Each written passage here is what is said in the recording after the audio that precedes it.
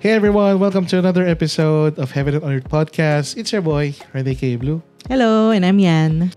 At sa episode na to, ano yung pinag-usapan natin? So, in this episode, we talked about entering the kingdom of God. What does it mean to enter the kingdom of God? And How to enter? how to enter the kingdom of God? How to experience the kingdom of God? So, yung mga bagay na yun. Yung mga nakalakip dun sa how to enter the kingdom of God. Okay. Yes, kasi dun sa first podcast natin, diniscuss natin yung ano ba, yung talagang main message ni Jesus, right? And it is about the kingdom of God na dala ni Jesus. Yeah. And what does it entail? So ngayon, napag-usapan na magandang himay-himayin natin Yes. kung ano yung mga tinuro ni Jesus about the kingdom of God. Yeah. Is it a place? Yung ba yung lugar na kung saan pupunta tayo after natin dito sa mundong to? Or is it a place na dito pa lang mararanasan natin? So yun yung mga diniscuss natin dito sa podcast na to. At yung iba pang mga stories na nakapaloob dun. So we hope you enjoyed this podcast. At kung nagustuhan ninyo, don't forget to like, share, and subscribe. And by the way, disclaimer lang, we are not claiming to be experts or we are not Bible scholars. We're just your fellow seekers of the kingdom of God. So we hope you enjoy.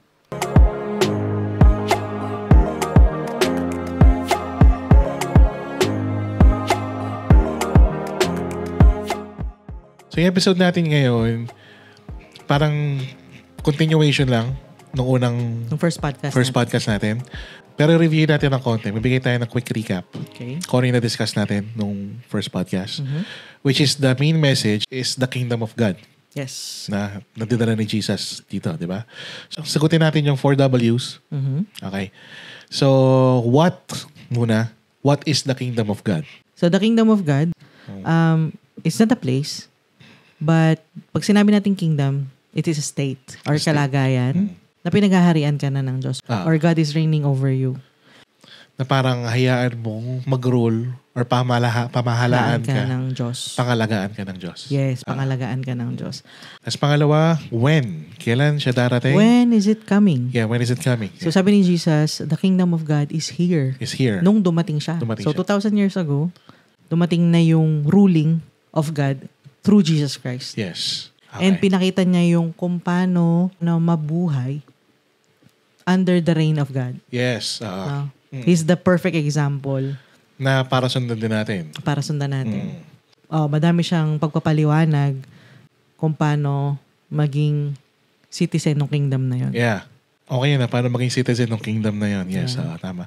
Okay. Tapos, pangatlong W, where? Where is it? Where is it? Sinabi niya sa Luke 17, it's not some place na sasabihin mo, ayun siya, nandun siya. So, it's really a state A state.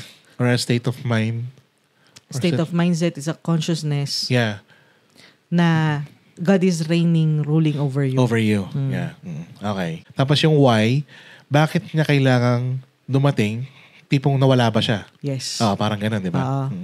Una nawala. Yes, kasi simula nung tayo ay balik tayo sa una.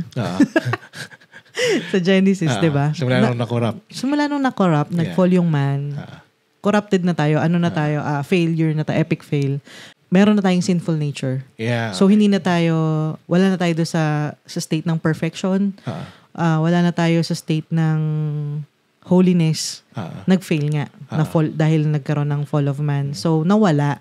Nawala yung kingdom in the sense na hindi na tayo pinagharian. Or hindi natin tinatanggap yung ruling or reigning ni God over us. Kaya in a sense, nawala yung pag-rule ni God over us. Diba? Kaya, in a sense. Pero hindi talaga nawawala yung paghahari niya. in a sense. Pero naghahari pa rin talaga ang naghahari. Diyos. Yan Kaya yung nga ibig lang, sabihin. hindi natin tinitake yung paghahari ng Diyos. Yes. Kaya in a sense, nawala siya. Okay. Oo. Tapos, kaya kailangan niyang i-reintroduce ni Jesus or bakit siya para i-reintroduce yung kingdom, Yung kingdom. na ganito. Yes. Ganito kung paano maging citizen ng kingdom ni God. Okay. Kasi pati yung ruling at reigning ni God na misinterpret, tapos napasa-pasa na mali na yung interpretation, hanggang sa dumating yung time na pati yung kingdom of God na yon na tinuturo is very corrupted. Corrupted na rin. Yes. Na kumbaga worldly version yung kingdom of God na sinasabi, hindi yung totoong kingdom na tinuturo ni Jesus, which is an upside down kingdom. Yeah. Yung baliktad na kingdom. Baliktad na kingdom. Yeah. Okay, yung mga huli na una, mga ganun. Yun yung di-discuss natin sa mga susunod. Tapos, ito, dahil nasagot na natin yung apat na W, okay, doon tayo sa H na how. Siyempre, kasi di ba, bilang isang seeker ng kingdom ni God, paano ako makakapasok? Kung ako, let's say for example, yung gusto kong pumasok, gusto ko siyang makita, at gusto kong magpasakop under sa kingdom niya. Ano yung unang step? Or pwede mong sabihin sa mga lumang katuroan natin or lumang pagkakaalam natin na gusto mong makapunta ng langit. Yun. Or parang ganon, yes. Sige, diba? Sabihin natin na ganon. Gusto mong makapunta ng langit. Gusto mong ng langit. Sinagot naman ni Jesus. Okay. So sabi ni Jesus sa yung first step niya, sabi niya sa John chapter 3. Okay. Pero before pa niyan, bago pa man niya sabihin kung paano mag-e-enter, nag-warning na siya, diba? Tsaka si John the Baptist. Repent, for the kingdom of God is near. Yeah, okay. Kanya-kanya, repent. Magkakaroon tayo ng word study about repentance. Yes. Pero ngayon, bibigay ko na lang yung pinaka short version. So, repent ang ibig sabihin niya. Sa Greek nga, ang ibig sabihin niya is metanoia. Okay. Which means change of mind. Changing of the mind. Yes. So, you have to change your mind. Sabi doon, kung itatranslate natin sa English na yung metanoia, it's not repent. It's change your mind. Okay. The kingdom of God is here. Okay. So, magbabago na talaga kayo ng pag-iisip dahil narito na at dumating na ang kaharian ng Diyos. Ibig sabihin, the old way wasn't working. You have to change your mind. Kaya sabi niya sa John chapter 3, verse 3, be born again. Okay. Kasi, sige, pakibasa. Jesus replied, very truly, I tell you, no one can see the kingdom of God unless they are born again. Hindi mo makikita. Sabi sa Amplified Version is experience. You cannot see or experience. Okay, you cannot see or experience the kingdom of God. Yung entering na yun, ang ibig sabihin, it's experiencing and seeing or pagsisimula. Kailangan mong ipanganak ulit. Yeah. Hindi ibig sabihin na magre-reborn ka, na ipapanganak ka ulit physically, but you have to change your mind. You have to empty it. I-zero mo siya. Okay. Sinasabi niya to kay Nicodemus. Nicodemus was a Pharisee, a teacher siya ng teacher batas. of the law. Expert siya sa kasulatan. Ibig sabihin, pag sinabing expert ka, alam mo lahat yan. Kaya nga, may part dito na sinabi si Jesus, dapat alam mo to. Kasi teacher ka ng law. So sabi ni Jesus, kailangan mong ipanganak ulit. Ibig sabihin, you have to change your mind. Empty yourself out din sa mga dati mo nang alam para makapasok ka. Ibig sabihin, para ma-experience mo yung totoong kingdom of God. Kasi unless bitawan mo, yung mga alam mo na before, hindi mo siya mararanasan. Okay. Kaya parang ganun yung figure of speech nang ginamit niya. Kasi pagkakasabi pa nga ni Nicodemo dito, sabi niya, babalik ako sa sinapupunta ng nanay ko. Di ba parang gano'n? Tanda na. Oo. Imposible naman na mangyari yun. So, tinignan ni Nicodemus na parang literal. Kailangan niyang ipanganak. Kailangan mo ipanganak ulit. Pero ang gusto lang iparating ni Jesus is empty your mind. Magkaroon ka ng pagbabago ng isip para maranasan mo ngayon yung kaharian ng Diyos. Yes. Ito rin sabi, bigyan natin ng linaw itong salitang enter. Yes, okay. Or paano papasok. Oo, tama. Enter the kingdom of God. Ang sabi dito, enter into a place, papasok sa isang lugar or a situation. So, yun talaga yung gusto mong ma-achieve, basically. Maka-enter sa sitwasyon na to para ma-experience mo yung sitwasyon. Kasi, doon nga sa Amplified Version, see or experience, di ba? So, syempre, kung hindi ka papasok dun sa sitwasyon, hindi wala mo siya. Wala ka dun. Physically and mentally, you're not there. You're not there. So, wala ka dun. So, yung pag-enter mo, yung simula nung pag-experience, pagiging nandun ka. Ng proseso para ma-experience mo yung Kingdom of God. Ganon. Exactly. Ganon siya. Okay. So, ngayon, mas malinaw kung bakit niya sinabing kailangan mong maging born again to enter the kingdom. So, ang simulang proseso para ma-experience mo yung kingdom of God is to empty your mind. Empty your mind. And to be born again. Or parang mag-rethink ka nga, karoon ka ng panibagong pag-iisip. Yes. Okay. Kasi sabi niya din, hindi yun born of flesh It's born of spirit. Born of spirit. If you think right, you will live right. Okay. So, kung tama yung pag-iisip mo, tama yung pamumuhay mo. Kasi doon, yun yung isip mo, yung nagda-direct sa'yo. So, if you start to rethink yung mga bago mo kailangan matutunan kay Jesus, mag-start din yung way ng pamumuhay mo doon sa mindset na merong Christ. Okay. Christ mindset. So, doon talaga nagsisimula sa pag-iisip. Sa pag-iisip talaga. Kaya sabi niya, rethink or repent. Ito rin. Ito pa sabi. Sa Mark 10:14-15, truly I tell you, anyone who will not receive the kingdom of God like a little child will never enter it. So, parang connect diba? Dun sa... Ang ano pa nga nung word kasi receive, parang tatanggapin mo. Tapos, ikaw papasok ka. Papasok sa'yo, tapos ikaw rin papasok ka doon. So, parang mag-unite kayo. That's nice. Okay. Diba? So, nandun talaga yung pagpasok, pag-enter. Kasi yung pag ni-receive mo siya, tatanggapin mo. Yes. It will enter your heart. And ikaw din, papasok ka. So, may pagpasok. May pag-enter talaga. Yun nga yung sinasabi mo din kanina. Just to make the connection. So, yun nga. Ang ganda ng pagkakasabi mo nag-unite. So, nagiging in union ka with You're Christ. in union with Christ. You're being one with Christ. With the kingdom of God. With the kingdom of God. Yes. Wow. So, kung hindi mo talaga siya tatanggapin, so, tignan mo yung pagkakasabi dito, like a little child, na kung hindi parang bata, ano ba yung little child? Inosente, walang alam. Katulad nung ang mga bata pagpapasok sa school. 'Di ba? Yung mga kinder, ganyan, from grade 1, excited sila eh. Yes. Pero given na yung excited dahil may mga bagong gamit. Pero excited na, ano kaya matututunan ko? Or pag may bago silang natutunan, paano yung bata pag may bago natutunan? Super excited. Tapos pag mamalaki niya yun, alam ko na yung 1 + 1, 2 yan. Di ba? Parang marunong na mag-multiply. Marunong na mag-multiply. Marunong na magsulat ng ABC, blah, blah, blah. So, they're very proud dun sa mga bagong natutunan nila. So, puro bago. Alam mo yun? Okay. And may kasabihan nga tayo na ang isip ng bata ay parang sponge. Kung ano ituro mo dyan na bago, iso-soak up lang na yan. Ina-absorb niya. So, meaning, kung hindi natin tatanggapin yung katuruan ni Jesus ng kingdom of God, like a child, na parang i-absorb lang natin, if we'll resist it, kung i-block natin agad yun dahil sa mga old teachings natin, ay mali yan, hindi yan yung katuruan, ganun. Kasi, don't forget na itinuturo niya to sa mga batika na. So talagang alam na nila basically, parang gano'n. They think na alam na nila kung ano yung sinasabi talaga ng Diyos. Pero, gusto silang basagin ni Jesus na, look, bago to. Hindi to yung nakasanayan yung aralin. Kaya kailangan tanggapin nyo to parang bata na tinuturuan kayo as in bago. So, ibang version naman to yung kay Nicodemus. Eto, child. Yung kay Nicodemus, as in infant. As in, yes. As in parang fetus ka talaga na namabas na. Kakapanganak mo pa lang. Ganon din lang din yung sinasabi niya. Iba't ibang klase lang ng metaphor, pero it's basically the same thing. Okay. Kailangan you have to zero yourself out. Yes. Para matutunan mo at talagang masik mo yung totoong kingdom of God. So, magkakaibang way or pamamaraan ng pagsasabi or pananalita, pero iisa yung ibig sabihin. Katulad ng bata, ano yung sabi mo? Bata usually walang malis. Ano yung malis na... Ill will. Walang masamang intensyon. Walang masamang intensyon. Pag nag-aaral ka ng totoong kingdom of God, pag inaaral mo talaga si Jesus, wala kang ill will kung paano mo siya aaralin. Okay. Unlike yung pag-aaral ng, ewan ko, ano yung motivation ng iba pag nag-aaral ng pag kinikilala si Jesus or what.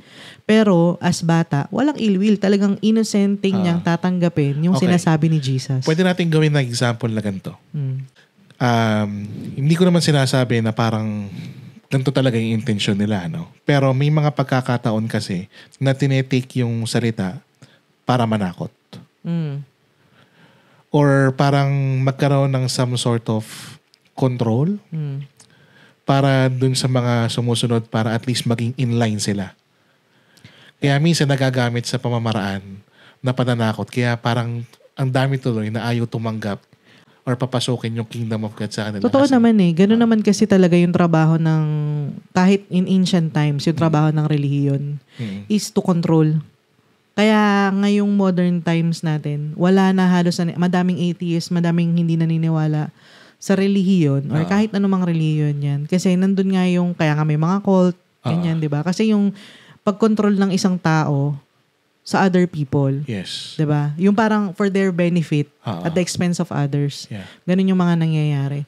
So, kung ano man talaga yung motive nila, hindi natin alam, yung intention nila, is ganun. Pero, kahit naman sa panahon ng mga apostles, sa panahon ng mga disciples, meron naman ganun. Sabi ni Apostle Pablo to nagpipreach yung iba for the sake na fame, for the sake of their glory, at for the sake of money. Pero alam mo, sabi niya, I don't care kung paano nila i-preach si Christ as long as Christ is preached. As long as Christ is preached. Kasi si Jesus buhay So, ang gagawin niya, yung mga totoo nagsisik sa kanya, hindi niya hayaan maligaw. Yeah, okay. Kung yung mga nanliligaw, actually, winarning na ni Jesus yun. Sabi niya, 'di ba, yung false prophets na dinideceive lang nila yung mga tao. Nagpapanggap lang sila na tupa, pero hindi naman. And sabi niya, you will see them by their fruits. At the end of the day, kung ano man yung intention nila, sa pagpipreach or sa pagtuturo kay Christ o kung ano man yan, sila na yung bahala at sila na yung mananagot nun sa Diyos. So sila na mga tagapagturo ng mga laws before. Yun nga, basically kailangan talaga nilang i-empty rin yung cup nila. Kasi ang kinakausap nga ni Jesus dito is yung may mga alam na tungkol sa mga law. Sa law, oo. Diba? Sa Torah. Ang sabi rin dito, therefore, every teacher of the law who has become a disciple in the kingdom of heaven is like the owner of a house who brings out his storeroom new treasures as well as old. Yes. Okay, tamo. Diyan pa lang sinasabi na ni Jesus. Kasi yung verse na yan sa chapter 13 verse 52, right? After yan, ng mga parables ni Jesus na tinuturo niya. So, sinasabi niya na kung yung teacher of the law nagsimula na maging disciple. Disciple, ibig sabihin student. Okay. Pag student ka, nag-aaral ka, nag-start ka to learn. Hindi ka pa rabbi, hindi ka pa expert. So pag sinabing student ka, nagsisimula ka pa lang to understand, nagre-research ka, you're a seeker ng kingdom of God. Sabi niya, in example niya, para kang may-ari ng isang bahay na yung mga gamit mo, iso-sort mo. You have to sort your things out. Ilabas mo yung mga luma mong alam at itong mga bago mong natututunan, compare them, tingnan mo yung value nila pareho.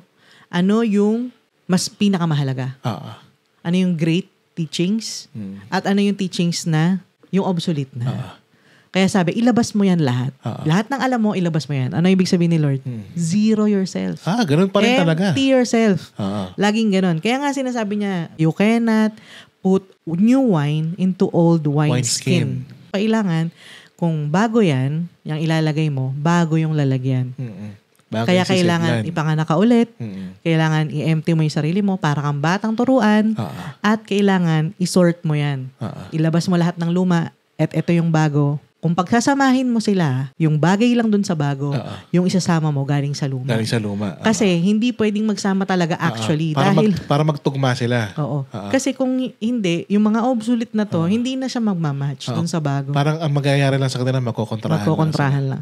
Kaya nga, may dumating na bago Kasi obsolete na yung luma. Hindi na siya pwede actually kaya ipinapalabas na sa'yo ni Lord. Okay. Labas mo na yan. So, isa rin yun sa mga kadahilanan ng pagbaba ni Jesus. Para i-reintroduce yung kingdom. At kasama sa pag-reintroduce ng kingdom is pag-alis ng mga bagay na nalalaman mo, pag-empty mo ng sarili mo para ma-receive mo yung mga bagong katuruan. Yes. Okay. At saka pinagmamatch nga dito ni Jesus. Kasi hindi naman lahat nung nasa old, tinapon niya Oo, tama. Meron siya mga itinira doon, sinala niya. Sinala niya lang talaga. Finilter ni Jesus. Diba?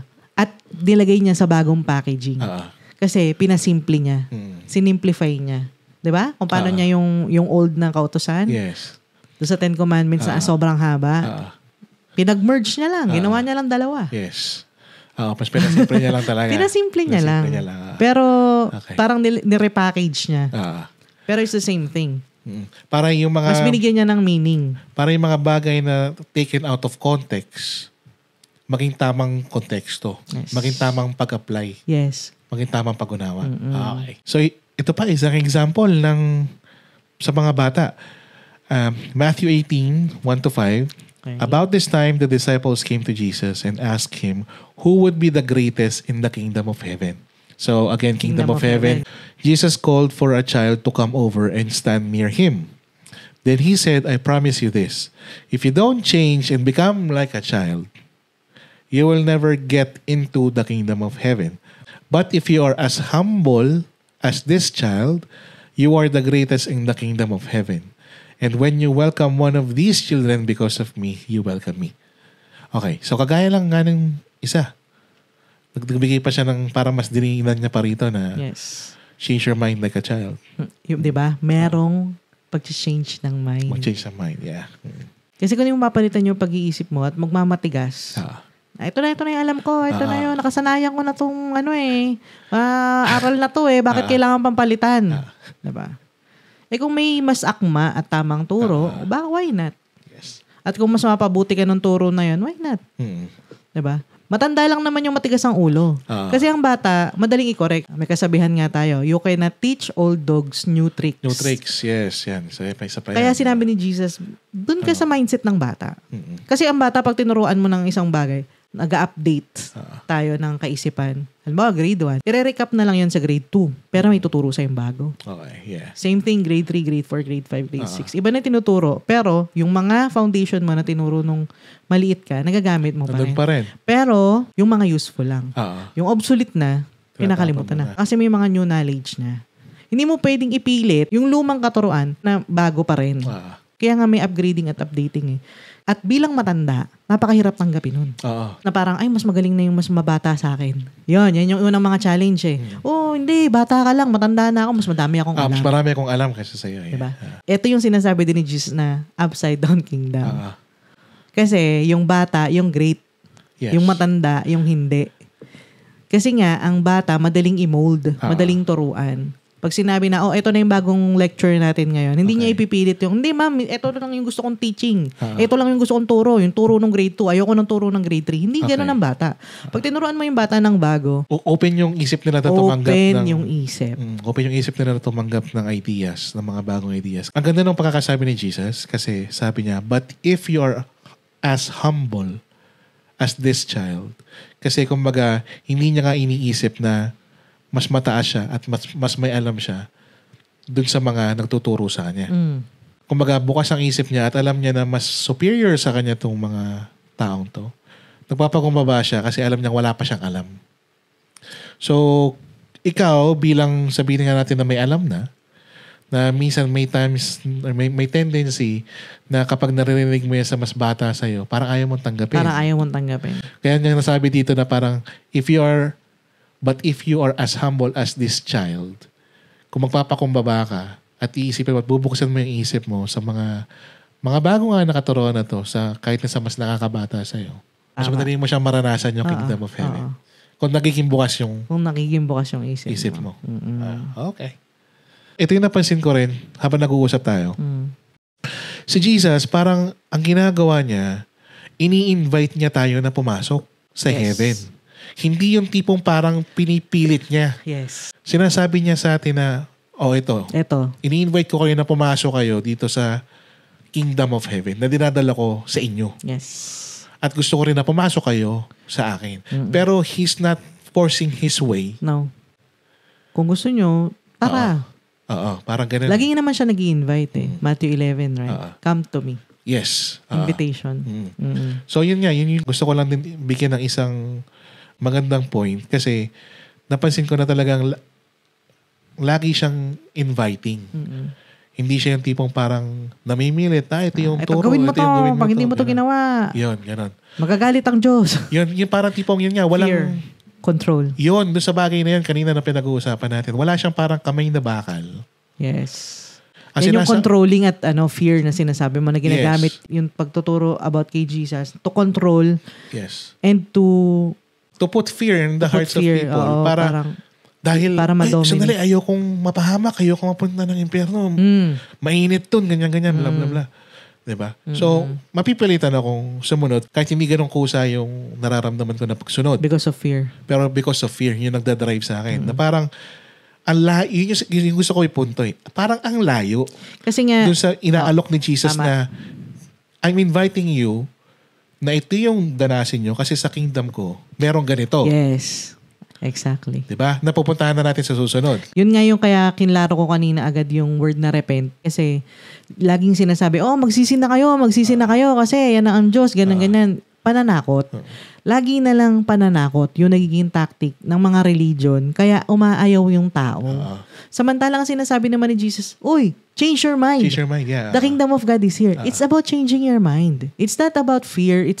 Hindi siya dumating para takutin ng tao. Yes. Yun yung gusto kong Sabi niya nga, hindi siya dumating para to condemn the world but to save the world.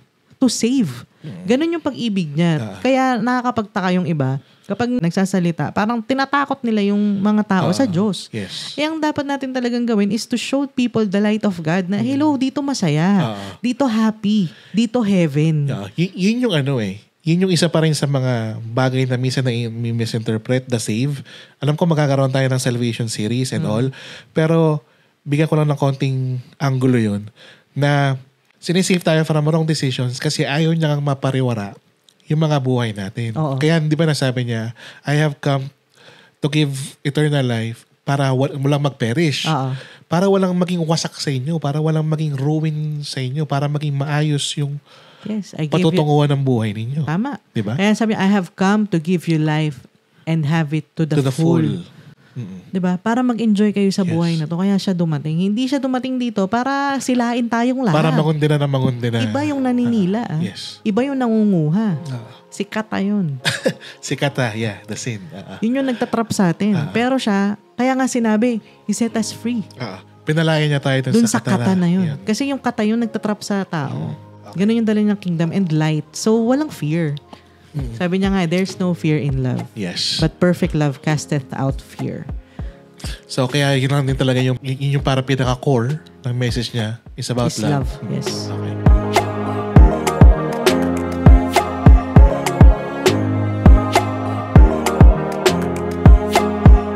So, to continue.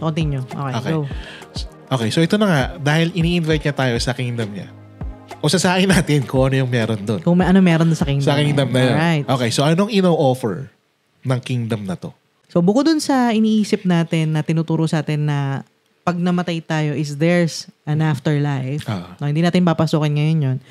Pero yung kingdom na dala ni Jesus, dinala niya dito sa earth. Pinakilala niya, sinapamuhay niya how it is to be a citizen of that kingdom. Okay. 'Di ba? Hindi naman siya pumunta dito at sinabi na, hey, I'm your king. Yes. Magpa-under kayo lahat sa akin. Nabuhay mo na siya bilang citizen ng kingdom na yun. Nag-set siya ng examples. Sorry, cut lang kita ng mabilis. Parang ang nangyari nga, naging servant siya ng kingdom? Oo, kaya sabi sa Isaiah, ang prophecy sa kanya, he's the suffering servant. Wow. Yeah, okay. No? Bumaba siya at saka sa Philippians. Sabi niya, he take the form of a servant. Nag-serve talaga siya. Mababa pa nga dun sa sitwasyon natin yung ginawa ni Jesus Kumbaga, kung tayo tao na, siya yung pinaka-least na tao na nag-exist sa mundong to. Kung babasahin natin yung mga prophecy about him. Tapos, di ba, pinakita niya din yun how he lived. Hindi naman siya nakatira sa palasyong bahay. Sabi nga niya, foxes have holes and birds have nest. But the Son of Man doesn't have any to lay his head. Wala siyang tutulugan. Wala siyang tulugan. Sinabi niya ganun. Kumbaga, anong king yung sinasabi niyo? Parang ganun. So ganun siyang klaseng king na dumating. Pinakita niya how to be the image of God. So talagang upside down kingdom. Siya yung king but he's the servant. Diba? Kaya nga sinabi niya, diba, yung child, sila yung pinaka-greatest, yung pinaka-mababa. Why? Kasi nung panahon din na yon yung child, second-class citizen. Pwedeng third-class pa nga. Walang kwenta sa kanila. So, pwede rin nating sabihin, kasama ka sa Kingdom of God is reintroducing yung kung sino ka at kung bakit ka ginawa. Diba?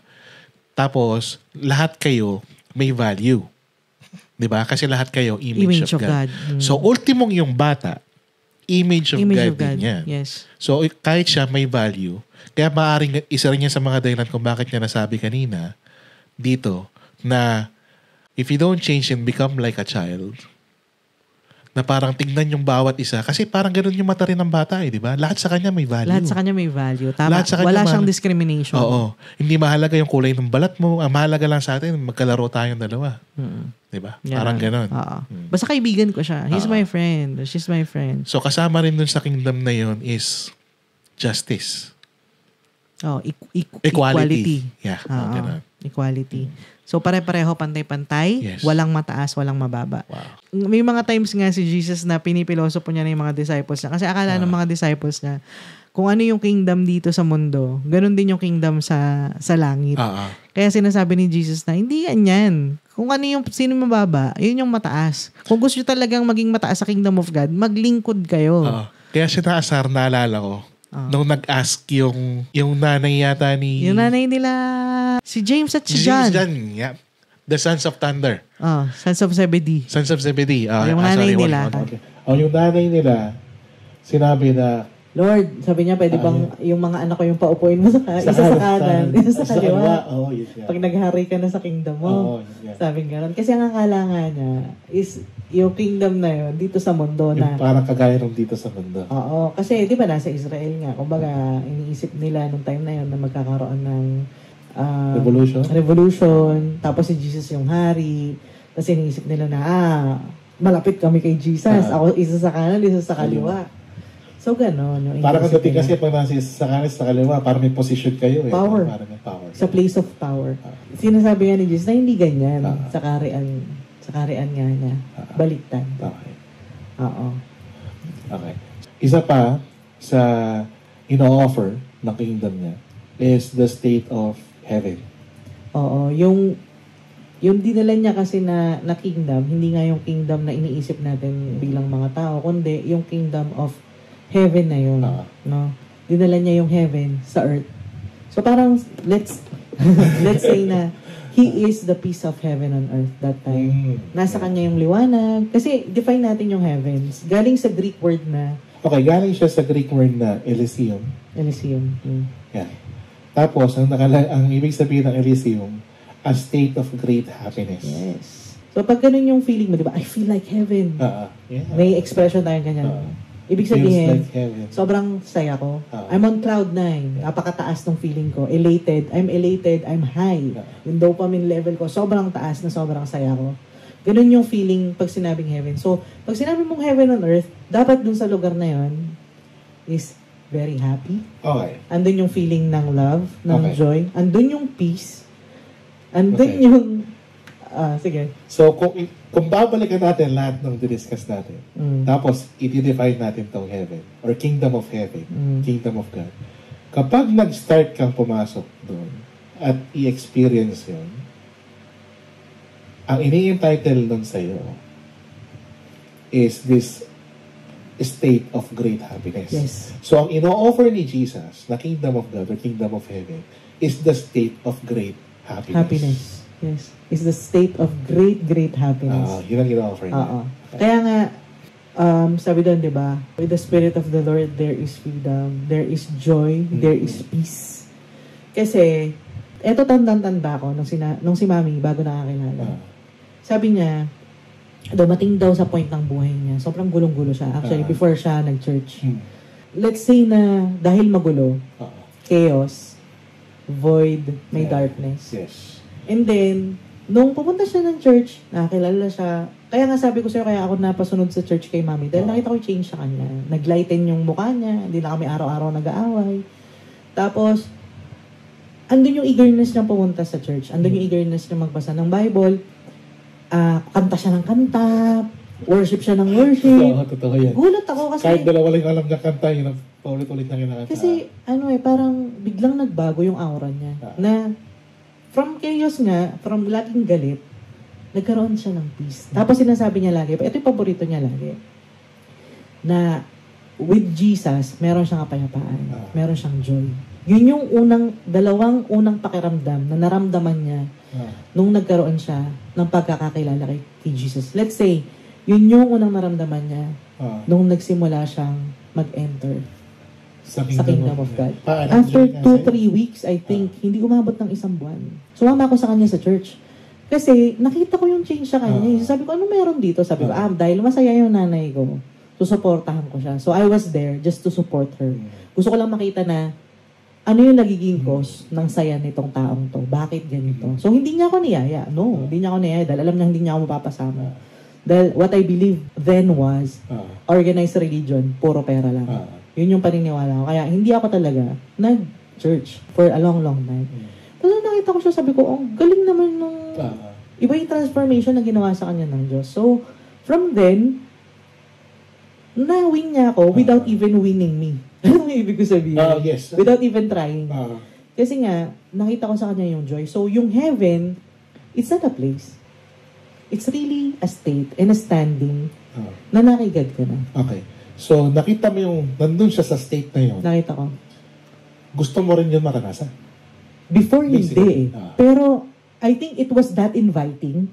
Yun yung siguro na, okay, sige tuloy mo. Parang ganun siya ka-inviting, na seeing this person na sobrang galit lagi, sobrang mainit yung ulo, and then bigla siyang one click. Iba kasi yung nangyari sa kanya eh. Hindi naman lahat ganun yung experience eh. Pero sa kanya talagang one click, tapos nagdire-diretso na siya. Diba? Shout out Janmi. Tapos, ayun, pastora na siya ngayon. Kumbaga, parang hindi mo ganun ka-inviting yung nangyari sa kanya. Kaya ako, napasama. Okay. So, kaya ganun din ka-inviting yung Kingdom of God. Yes. Kasi gustong iparating sa ni Jesus that His presence alone is heaven itself. Yes, exactly. Sa presence ni Jesus, hindi mo kailangan na pumunta ng afterlife eh. Dito pa lang mararanasan mo na. Heaven and earth. Totoo naman, hindi naman yan because we're promoting the name. No, because kasi it's the experience. It's the experience. No, it's the experience of Jesus in your life. Kaya gusto niya din na pumasok sa buhay mo eh. Kaya niya ini-invite talaga yung mga tao na hindi kayo dito sa akin. Kasi nasa akin yung kapayapaan eh. Hindi ko kayo papabigatan, hindi ko kayo papahirapan. Yes. Yun yung invitation lagi ni Lord. Kaya sa akin din, sa lahat na naman dyan, ini-invite na tayo lahat ni Jesus. Kasi ito yung ino-offer niya sa Kingdom of God. Yeah. Okay. Gusto ko lang bigyan ng konting puwang. Kasi ito naman talaga yung ino-offer niya. The state of great happiness. Hindi ibig sabihin na parang wala ka nang dadanasin na problema, testings. Bilang tao, sinful nature, magkakaroon tayo ng temptations from the enemy. Magkakaroon tayo ng testings and great tribulations, or sabihin na lang natin. Trials and tribulations. Trials and tribulations. Pero, sabi niya, my burden is light. Ibig sabihin nun, yung mga bagay na dadating sa buhay natin, because katulong na natin siya. Sabi niya, for my yoke is easy and my burden is light. Kasi may katulong na tayo. Meron na tayong katuwang. Ngayon, din naman eh. I mean, kung hindi mo kinikilala si Jesus, kung hindi mo pa kilala si Jesus at hindi ka naniniwala sa Kanya, may burden ka pa rin naman. May hirap ka pa rin naman. May pagod ka pa rin naman. Pero when you have Jesus, it's different. Dahil may katuwang ka. So, yun yung difference niya. So, yung burden is light na yun, isa pa rin yun. Dalawa kasi yung light di ba? Pero dala niya pareho. Dala niya pareho. Yung parehong light. Isang light na ilaw, na may kaliwanagan, yung isa na light na may kagaanan. At pareho yun nandun sa state of great happiness. Pasok yun pareho. Yes. So pareho yun sa ino-offer niya. Yes. Yung kagaanan ng buhay. At kaliwanagan. Kasi when you have Jesus, you start to be content. Hindi agad-agad. Pero nasa journey ka nun eh.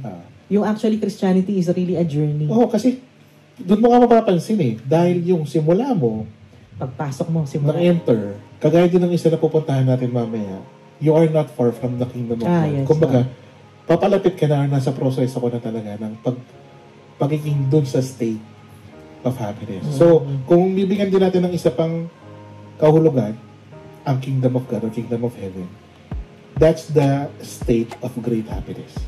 Yun yung ibig sabihin. Yes. Okay. Nice. Wow. So nice. Okay.